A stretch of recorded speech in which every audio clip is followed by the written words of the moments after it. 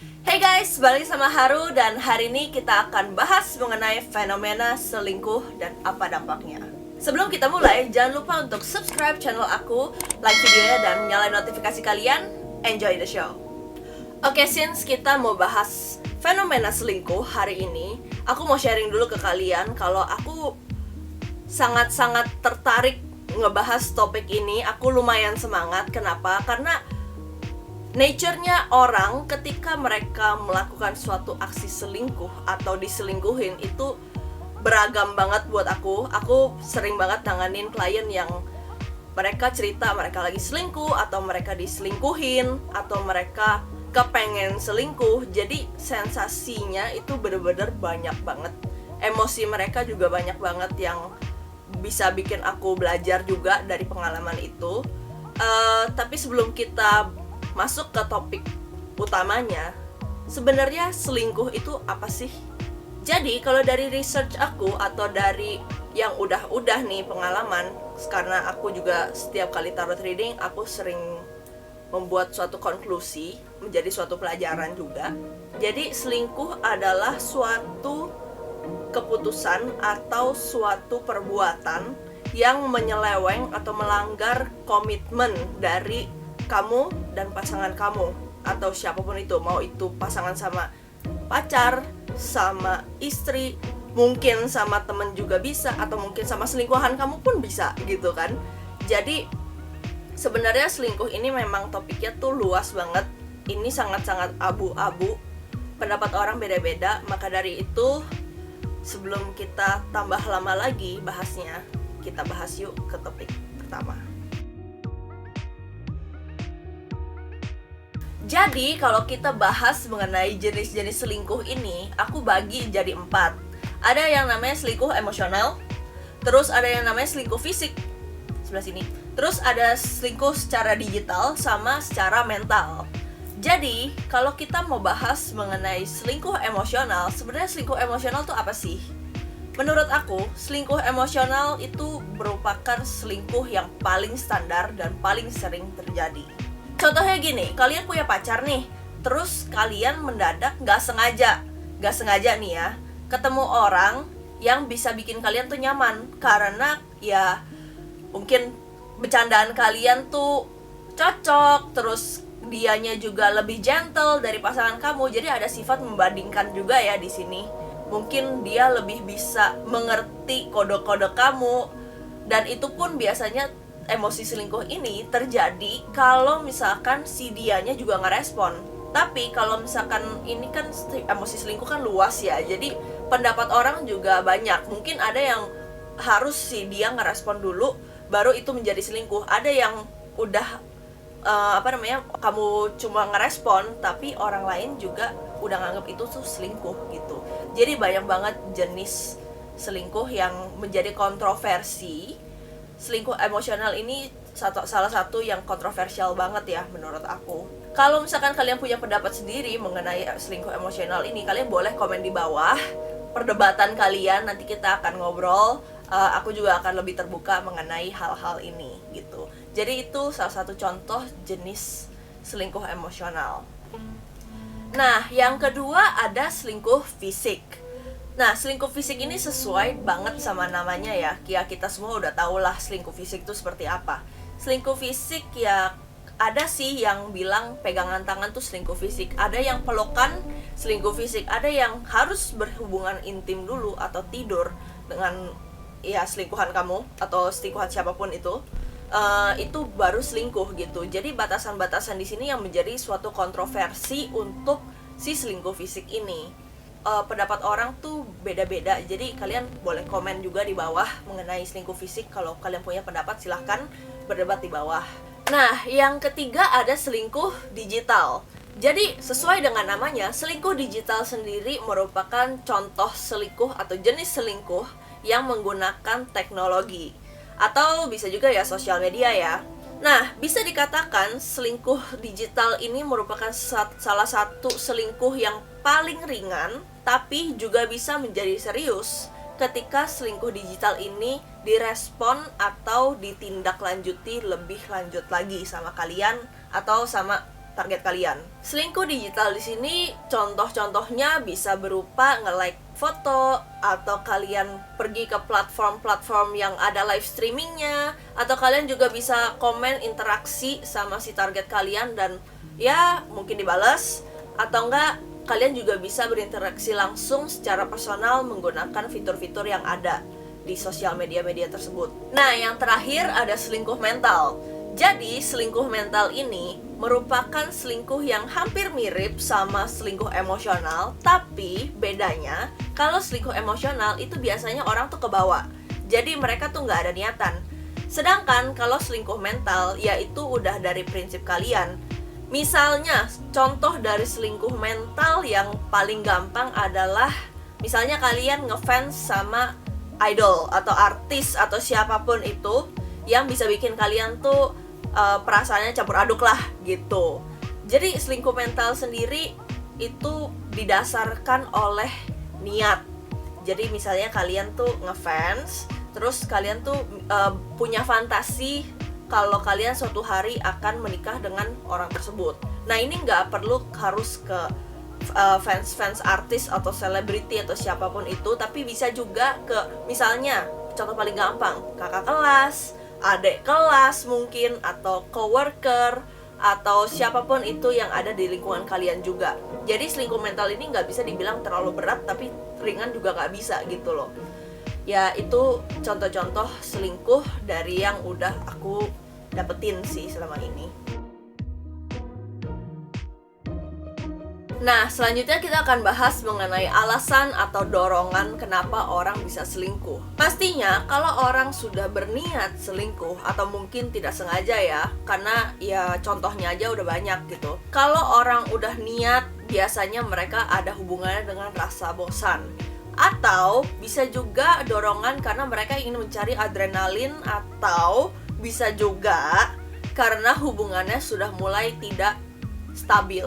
Mereka ini benar-benar butuh sesuatu, emosi mereka tuh butuh didorong, sehingga mereka kepikiran untuk cheating atau selingkuh itu gitu. Beberapa dari orang-orang yang selingkuh biasanya juga memiliki satu rasa di mana mereka nggak ngedapetin apa yang seharusnya menjadi hak mereka dari pasangan. Nah, ini salah satu yang paling dasar ya, karena biasanya ada juga orang yang bisa mencintai dua orang sekaligus dalam bersamaan. Dalam artian seperti misalnya si A atau si B ini punya, si A ini punya sesuatu yang si orang ini mau, tapi si B itu punya sesuatu yang si orang ini butuh. Jadi karena si A tidak bisa provide apa yang si orang ini butuh, maka B bisa provide. Nah, itulah yang memicu kalau si orang ini mau selingkuh gitu. Ada lagi yang dengan contoh kalau si A ini didorong oleh pasangannya untuk melakukan atau merubah sesuatu hal dari diri mereka yang mereka tuh nggak suka. Jadi dorongan ini, meskipun niat si pasangan mungkin baik ya, tapi banyak orang yang nggak suka disuruh-suruh atau bosin gitu, meskipun niatnya baik, balik lagi gak suka gitu loh, gak suka aja. Jadi ini yang mendorong si orang ini untuk selingkuh juga. Gak ada sebenarnya dia tahu dalam hati kalau pasangan itu berniat baik, tapi tetap aja yang namanya orang udah gak suka ya gak bisa dipaksa. Balik lagi di sini aku juga mau menekankan ke kalian kalau selingkuh itu selalu pilihan, tidak ada yang salah, tidak ada yang benar. Jadi kalau memang ada yang salah, ya dua-duanya salah. Berarti kan kita harus ngaca lagi ke diri kita sendiri sebagai pasangan. Kenapa ya kok pasangan saya selingkuh? Nah, contoh alasan selingkuh satu lagi ada karena mereka menginginkan pembuktian baik dari sosial atau dari pasangannya kalau mereka tuh ya mampu, mereka punya keberanian atau macam-macam alasan lainnya. Jadi alasan selingkuh tuh sebenarnya luas banget, tapi dari yang aku lihat, dari yang aku pengalaman konsultasiin orang-orang mengenai bagaimana mereka harus bertindak dalam suatu hubungan mereka yang lagi kacau balau ini, ya rata-rata selingkuh itu pilihan dan tindakannya juga harus ditindak dari diri si pasangannya lagi gitu. Dan hubungan itu kan nggak cuma satu arah, dua arah. Maka menurut aku balik lagi ya, kalau misalkan ada satu yang salah berarti dua-duanya salah. Jadi kalau kita ngomongin soal pembuktian, ada beberapa dari kasus-kasus tersebut juga bersifat mengancam gitu. Jadi mengancam di sini nggak melulu mengancam pasangannya gitu loh, tapi pembuktian mengenai kenapa mereka mau selingkuh karena mereka merasa mungkin mereka udah nggak laku lagi, terus mereka coba-coba untuk selingkuh. Nah itu juga pembuktian dan juga menjadi ancaman kepada pasangan kalau mereka tidak melakukan tugas mereka sebagai pasangan yang baik dan benar. Yang selanjutnya, ketika kita ngomongin soal alasan, ada juga, namanya juga manusia ya, kita ngomongin soal sifat dasar manusia yang suka balas dendam. Jadi mungkin ada kesalahan di masa lalu kalian, atau kesalahan di masa lalu si pasangan kalian, atau siapapun itu yang memiliki pengalaman mereka pernah diselingkuhin. Mungkin terjadinya nggak harus di hubungan yang sekarang, tapi bisa juga di hubungan yang lalu-lalu gitu loh. Jadi luas ya, nggak harus kita ngomongin karena pasangan saya yang sekarang selingkuh, saya juga mau selingkuh. Tapi bisa juga karena otak dari manusia itu sering mengingat-ingat hal-hal yang buruk, teradiksi dengan hal-hal yang buruk, macam selingkuh, kayak gitu-gitu. Ya, mereka juga jadi kemakannya tuh ada yang responnya cepat, ada yang responnya lama gitu. Jadi selingkuh itu nggak harus sekarang, tapi bisa juga karena masa lalu yang dilakukan sekarang. Alasan yang lain kenapa orang bisa selingkuh itu juga bisa loh karena dorongan sosial. Meskipun kelihatannya atau kedengarannya agak nggak enak ya, tapi ada loh lingkungan orang-orang yang kalau si A nggak selingkuh maka dia nggak keren. Jadi emang nggak enak sih didengar, tapi ini fakta. Ini pernah terjadi, aku pernah mendengar, pernah mengonsultasikan hal ini juga gitu. Nah, untuk alasan yang lainnya, ada juga loh yang orang tuh kesepian. Karena kesepian ini mungkin mereka lagi LDR, mungkin mereka lagi ada masalah atau suatu konflik besar sehingga membuat komunikasinya berantakan, mungkin bisa sampai nggak ngomong bahkan, dan mereka merasa kesepian, mereka selingkuh. Atau legalnya, ketika suatu pasangan sudah memutuskan untuk break di sini dalam artian mereka sedang beristirahat dari hubungan si A dan si B gitu. Jadi dengan break ini, maka hak sebagai single di sini itu juga kembali ke mereka. Maka mereka punya alasan untuk cari orang lain juga gitu, karena mereka kesepian. Jadi banyak banget alasan-alasan untuk selingkuh yang sebenarnya bisa dijustifikasi melalui sudut pandang yang nanti akan kita bahas ya. Ada juga loh orang yang selingkuh dengan alasan mereka ingin memanfaatkan si orang yang menjadi target mereka ini. Jadi ada maunya untuk mereka selingkuh ini tuh, ada maunya juga. Mungkin untuk masalah kerjaan atau untuk mungkin status sosial, kita nggak pernah ada yang tahu. Jadi alasan-alasan untuk menaikkan image ini berhubungan dengan yang sosial tadi ya, tapi kita ngomongin soal bagaimana orang tersebut memanfaatkan si target ini untuk kebutuhan pribadi. Tapi ini nggak melulu melalui selingkuh yang untuk status sosial atau kayak gimana ya. Ada juga ya yang seperti FWB, yang seperti ONS, itu kan termasuk salah satu selingkuh juga untuk kebutuhan atau keinginan. Kita nggak ada yang tahu gitu loh. Oke, jadi yang terakhir kita akan bahas mengenai perspektif dari selingkuh. Inilah yang membuat fenomena selingkuh itu benar-benar luas dan gak ada ujungnya untuk didebatkan. Perspektif adalah sesuatu hal yang menjadi hak setiap orang. Jadi inilah yang membuat kita bisa berdebat secara panjang banget dan luas banget mengenai perselingkuhan ini, topik perselingkuhan ini. Ini fenomenal sekali dan terjadi setiap hari dan setiap saat, meskipun gak untuk semua orang ya, tapi pasti adalah sekali atau dua kali kalian selingkuh. Sekarang kita ngomongin mengenai perspektif. Level dari selingkuh tersebut itu menurut orang pasti beda-beda. Ada yang pegangan tangan, ya cuma pegangan tangan doang, apanya yang selingkuh gitu kan. Ada yang bahkan melihat sosok yang enak dilihat di media sosial aja, itu udah sesuatu hal yang sangat-sangat selingkuh deh, pokoknya parah deh itu. Jadi ini kita berhubungan dengan body image juga, atau image yang si pasangan ini tuh mungkin pasangannya minder, mungkin dia ada trauma atau kayak gimana. Jadi menurut mereka itu udah selingkuh yang parah banget. Untuk perspektif sendiri, kita ngomongin soal pengalaman juga ya. Jadi ada orang yang pernah dibuang atau membuang di sini. Nah, yang pernah dibuang pasti mengerti atau bahkan ada trauma kenapa mereka bisa melihat sebagai, ya browsing media sosial aja tuh parah banget. Tapi kalau yang membuang, ya biasanya ya mereka tuh ya berpikir kalau ya aku juga bisa buang kamu lagi gitu. Kita ngomongin soal jenis-jenis juga ya, balik lagi ke topik yang tadi kita bahas, jenis-jenis emosional, terus juga ada digital, mental, dan fisik. Orang yang memang menurut mereka fisik itu bukan sesuatu hal yang remeh, yang penting hatinya setia atau kayak gimana, itu pasti akan lebih hidupnya lebih enak lah gitu untuk masalah perselingkuhan ini. Jadi mereka memaklumi dan mengerti bahwa pasangannya juga punya kebutuhan.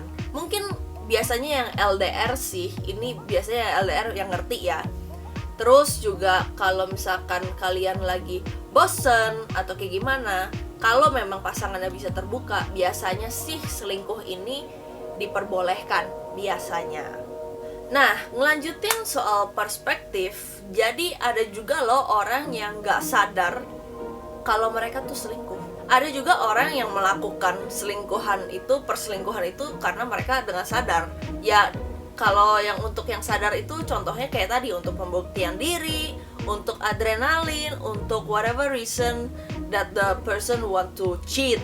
Selingkuh emosional itu kan nggak sadar. Jadi sebagai yang contoh kita tadi ngomongin, ada orang yang memang pada dasarnya mereka nyaman pada seseorang, dan itu kan tidak sesuai dengan niat, tidak berdasarkan niat. Mereka itu adalah sesuatu yang spontan, yang tidak direncanakan sama sekali. Nah, selanjutnya kita mau lihat soal yang namanya batasan. Sebenarnya dalam selingkuh itu tuh batasan tuh seperti apa sih? Batasan-batasan yang kita omongin di sini, perspektif tentang batasan itu berbeda-beda. Itu sangat-sangat luas untuk kalian. Contohnya, ada aja orang yang berpikir hubungan intim itu adalah sesuatu perselingkuhan yang besar sekali. Tapi ada juga orang yang melihat persetubuhan ini sebagai suatu hal yang lumrah, itu biologis, itu kebutuhan. Meskipun memang contohnya agak tabu nih ya, cuman itu adalah contoh yang paling konkret, itu contoh yang paling sering terjadi di era kita. Nah, contoh lainnya mengenai pandangan, ada pasangan yang membuat perjanjian, biasanya sih sebelum nikah ya, tapi ada juga yang sebelum menjalin hubungan mereka membuat suatu komitmen.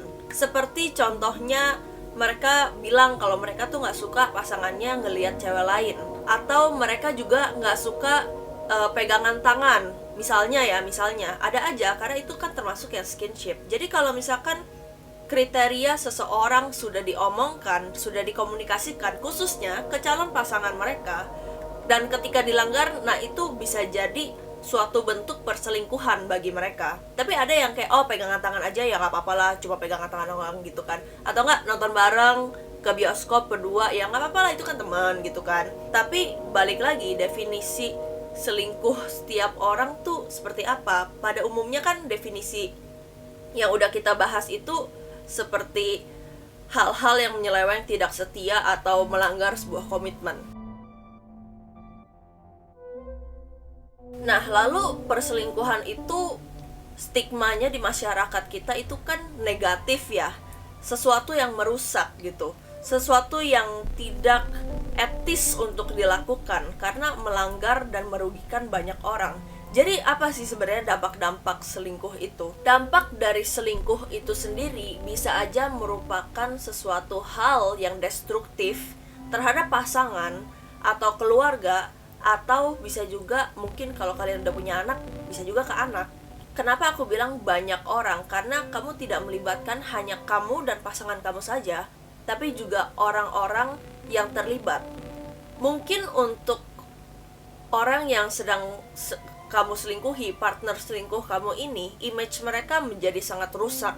Karena percaya deh sama aku, yang namanya menjadi selingkuhan, aku pernah ngalamin atau enggak, atau siapapun pernah ngalamin atau enggak, itu pressure-nya aku ngerti banget. Aku juga tahu kalian pasti ngerti pressure-nya meminggul yang namanya nama baik itu benar-benar sangat-sangat menekan.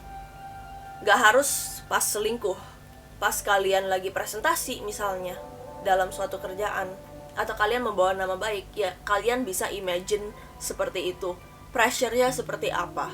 Jadi dampak selingkuh itu benar-benar luas gitu, gak cuma ke image tapi juga ke psikis biasanya. Selain dampak ke psikis, kalian juga harus berpikir ke hal yang lebih konkret. Contohnya harta. Ada orang yang memang kalau selingkuh tuh hartanya tuh bisa habis, bisa semuanya habis, gak cuma nama baik, gak cuma hubungan, tapi juga harta gitu. Jadi dampak selingkuh itu kecil atau besarnya itu ditentukan oleh kalian sendiri.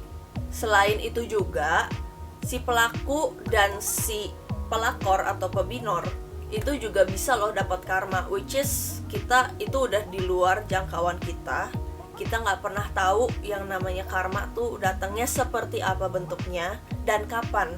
Jadi kalau memang kalian pernah mengalami atau sedang berencana untuk selingkuh, which is aku juga nggak tahu ya, semoga nggak ada yang begitu, semoga nggak ada yang destruktif. Ya aku harap kalian bisa lebih berhati-hati dalam bertindak, khususnya dalam hubungan dengan orang lain. Terus sebenarnya yang namanya selingkuh itu ada sisi positifnya gak sih? Jujur aku ngomong, sebenarnya ada, tapi hanya untuk kalangan atau kasus-kasus tertentu. Contohnya, kalian ada dalam relationship yang sangat toksik dan kalian sebenarnya tuh ada keinginan untuk lepas, tapi kalian tahu, kalian tuh misalnya ya, kalian gak bisa kalau misalkan tidak punya pacar atau tidak punya pendamping atau tidak punya orang yang bisa menemani kalian lah intinya. Jadi sebenarnya selingkuh itu menjadi positif nggak di sini? Sebenarnya iya, karena kalian sudah punya niat untuk yang pertama menolong diri kalian sendiri dari toxic relationship itu. Jadi di sini aku akan ngomong kalau yang namanya selingkuh di sini mungkin masih dalam ranah tabu, mungkin masih dalam stigma negatif. Tapi kalau memang resultnya positif untuk kamu, berarti selingkuh itu menjadi positif. Atau bisa juga kalian mau mencoba selingkuh karena kalian kesel banget nih sama pasangan kalian, kesel banget, tapi kalian gak bisa apa-apa. Nah balik lagi ke jenis-jenis selingkuh tadi, untuk balas dendam ya kan. Jadi perselingkuhan kalian ini untuk balas dendam dan mungkin pembuktian diri. Tapi menjadi positif kalau kalian selingkuhnya tuh jadi mikir, jadi kayak aduh kayaknya salah nih. Jadi moral kalian tuh tersentuh. Nah itu menjadi sesuatu hal yang positif, bukan negatif lagi dong. Kalian jadi tahu rasanya diselingkuhin seperti apa, kalian jadi sadar kesalahan kalian seperti apa, kalian bisa memperbaiki komunikasi dengan pasangan kalian. Pasti pasangan kalian itu nggak akan ada yang mau menerima fakta kalau kalian itu selingkuh. Karena balik lagi, stigma selingkuh itu sangat-sangat negatif. Tapi kalau kalian jujur, kalian berani, mungkin saja itu bisa jadi positif. Tapi ya meskipun aku sedikit membela stigma yang salah ini, tapi kalau kalian memang punya pikiran yang lebih terbuka, Mungkin kalian ngerti maksud aku, dan gak selamanya hal negatif itu akan terus-terusan negatif. Tapi balik lagi sih ya ke orangnya. Aku nggak tahu kalian menerimanya seperti apa di sini.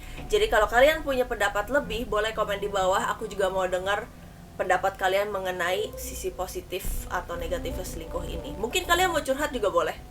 Oke, jadi sekian dari aku mengenai perselingkuhan ini. Topik yang cukup fenomenal ya kali ini.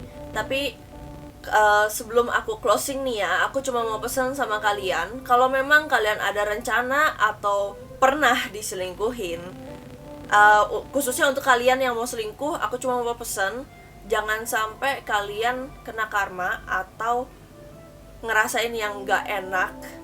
Syukur-syukur kalau memang kalian punya niat untuk keluar dari relationship yang cukup toxic. Mungkin salah satu jalan keluarnya ya selingkuh. Aku gak ngejudge ya, tapi kalau bisa jangan. Kalau bisa putusin baik-baik aja. Karena itu secara mental health pun, secara spiritual pun, itu jauh lebih baik lagi. Sedangkan untuk kalian yang memang mau selingkuh, aku cuma mau pesen, coba deh sesekali kalian mikirin rasanya jadi pasangan kalian tuh seperti apa. Jalan di sepatu pasangan kalian tuh seperti apa. Jadi jangan bertindak gegabah, jangan bertindak konyol. Find a reason sampai kamu bisa menyelesaikan masalah kamu tanpa harus selingkuh. Karena balik lagi, dampaknya sangat-sangat besar.